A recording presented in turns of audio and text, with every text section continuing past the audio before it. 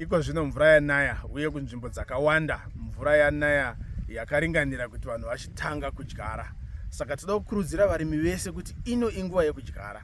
Munhu wese ngaachidyara.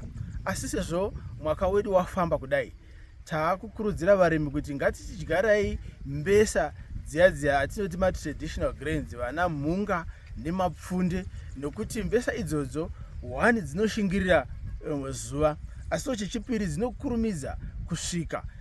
Kana dzikadyariwa panguva inoyi kazhinji dzinongoda mazuva anoda kusvika ku90 kana kuti pfuure zvishoma 100 kuti dzisvike kuva mbeu dzinogona kuibva zvakanaka. Saka toda kukurudzirai kwese kunzvimbo dzema-natural region aya 3 ne4 ne5 ngatidyarei traditional grains. Tichicherechedza kuti vakachera makomba epfumvudza vaya vakachera esorghum nemhunga kunzvimbo zhinji achiri mashoma makomba iwayo. Saka tese tokurudzirwa kuti ngatiwedzerei kuti makomba iwayo awande tigodyara mbesa dzedu dzemapfunde nemhunga.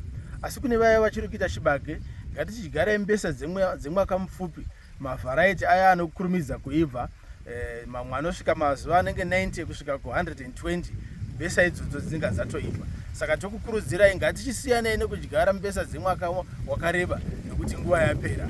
Asi tinoziva kuti munhu wese akadyara kubva iko zvino kundosvika paKrismasi apa, tese ngatimhanyidze nekudyara ipapo, mbeu yedu inosvika uye tinowana zvekudya zvakakwana.